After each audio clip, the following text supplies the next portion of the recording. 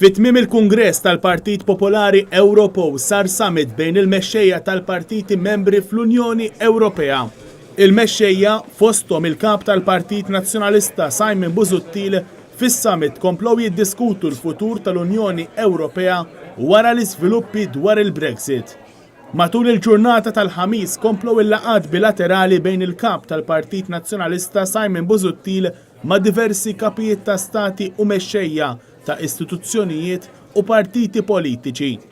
Fost oħrajn, il-kap tal-Partit Nazzjonalista iltaqa' mal-Kanċillier tal-Ġermanja Angela Merkel, mal-Prim Ministru Spanjol Mariano Rajoy, mal-President tal-Kummissjoni Ewropea Jean-Claude Juncker, mal-President tal-Kunsill Ewropew Donald Tusk, mal-President tal-Parlament Ewropew Antonio Tajani, mal-President ta' Ċipru Nikos Anastasides.